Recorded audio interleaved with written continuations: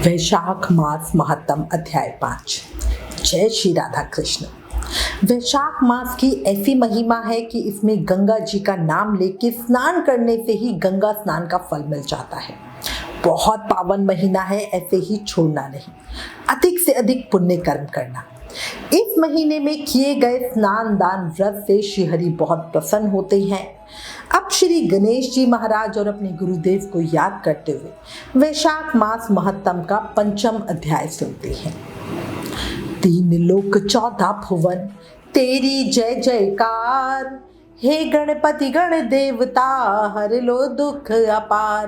बोलो गणेश जी महाराज की जय।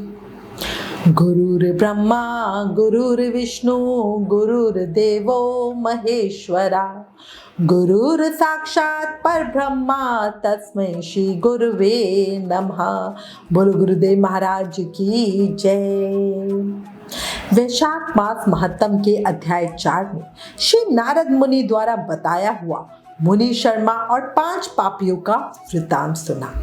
अब आज इस अध्याय 5 में वैशाख स्नान से उन 5 पापियों के उद्धार की कथा के साथ पाप प्रशमन स्तोत्र की संस्कृत से के साथ हिंदी मतलब को भी सुनेंगे। वैशाख मास में रोज नियम से इस अति फलकारी पाप प्रशमन स्तोत्र को पढ़ना बहुत अच्छा होता है। जो मनुष्य इसे नियम से पढ़ता सुनता है वो शरीर, मन और वाणी के द्वारा किए हुए सभी पापों से मुक्त हो जाता है।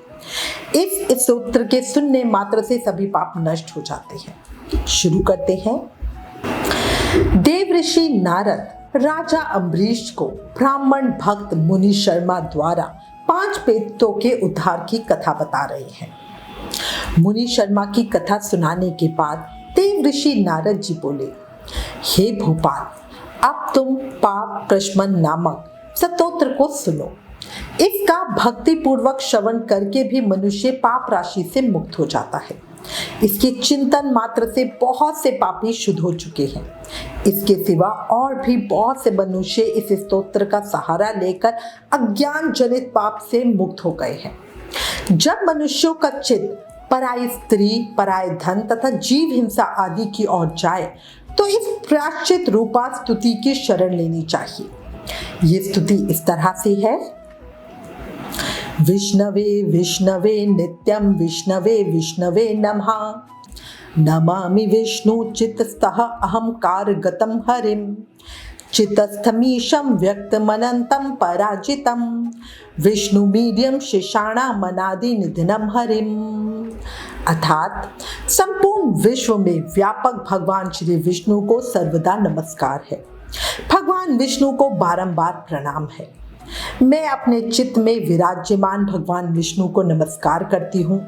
अपने अहंकार में व्याप्त श्री हरि को मस्तक झुकाती हूँ।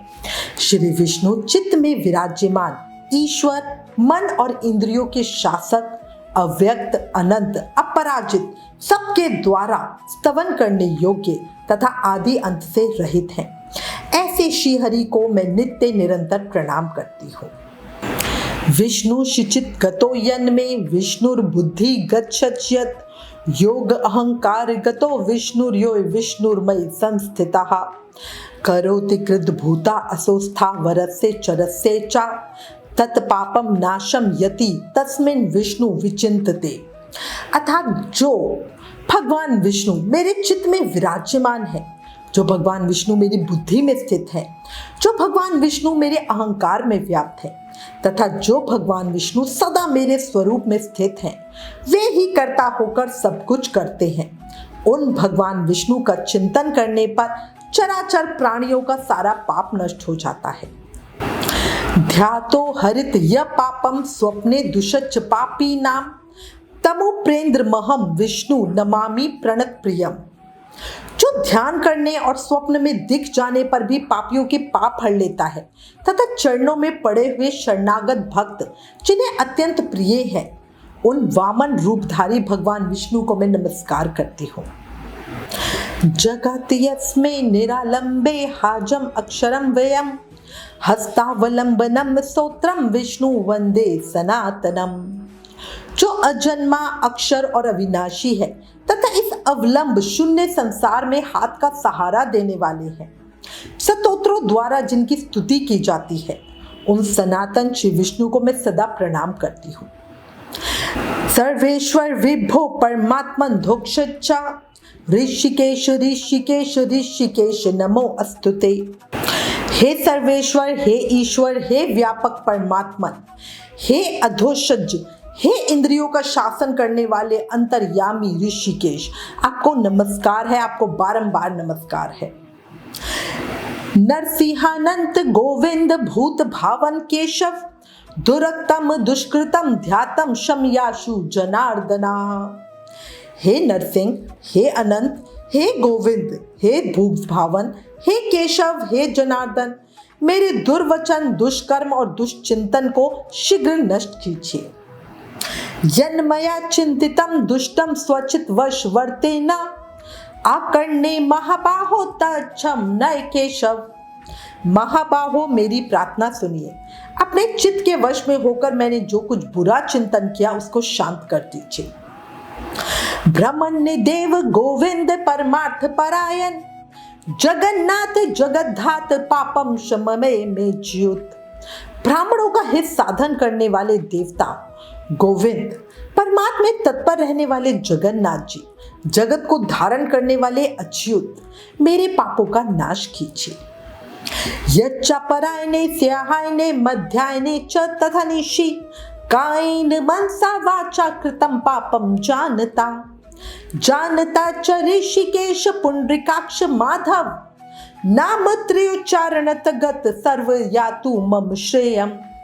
अर्थात मैंने पूर्वाह्न में, स्यायन में, मध्याह्न में तथा रात्रि के समय शरीर, मन और वाणी के द्वारा जानकर या अनजाने में जो कुछ पाप किए हैं वो सब ऋषिकेश और पुंडरीकाक्ष माधव, इन तीनों नामों के उच्चारण से ही नष्ट हो जाए। शरीरम में ऋषिकेश पुंडरीकाक्ष मानसम पापम प्रश्ममया तु वाक कृतम मम माधव। हे भगवान ऋषिकेश, आपके नामोच्चारण से मेरा शारीरिक पाप नष्ट हो जाए। हे भगवान पुंडरीकाक्ष, आपके स्मरण से मेरे मानस पाप शांत हो जाए। तथा हे प्रभु माधव, आपके नाम कीर्तन से मेरे वाचिक पापों का नाश हो जाए।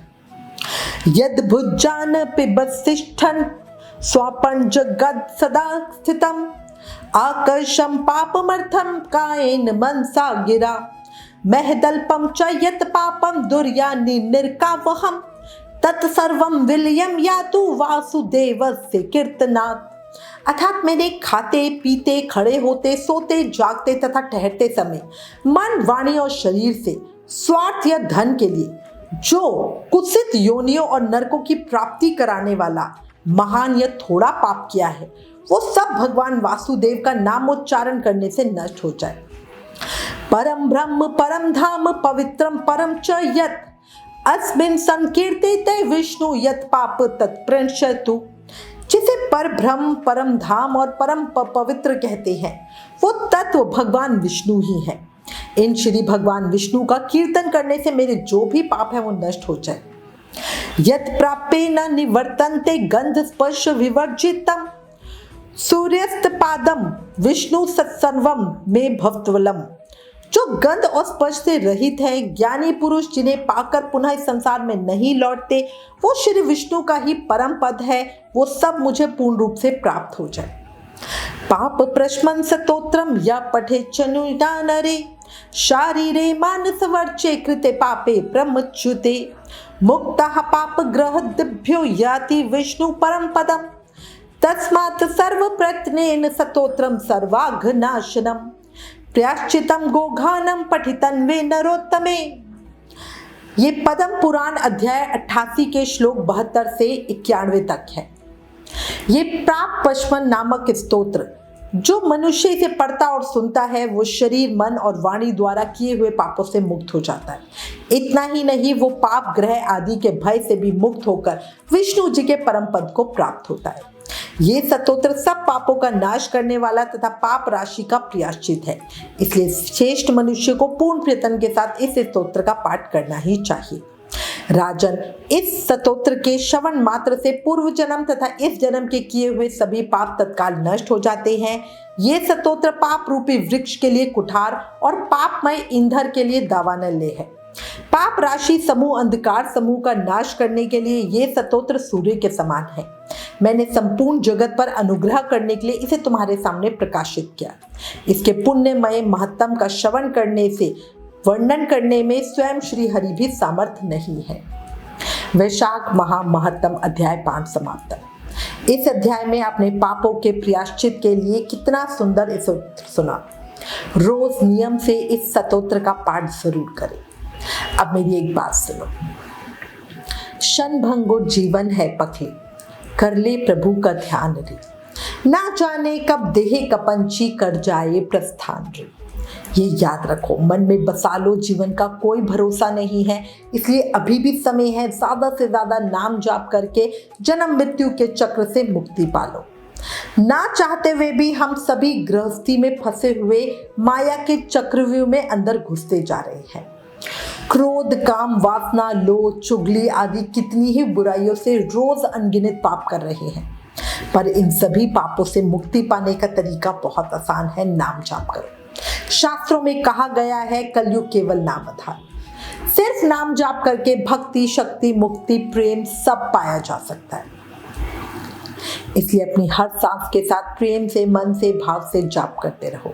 हरे कृष्ण कृष्ण कृष्ण हरे हरे, हरे Ram Ram Ram Hare Hare. Please in videos को भी ज्यादा से ज्यादा शेयर करके वैशाख मास का प्रभाव सबको बताओ। अपने शास्त्रों का ज्यादा से ज्यादा प्रचार करो, ये भी एक सेवा है। Please like, share and subscribe. Thank you. जय श्री राधा कृष्ण।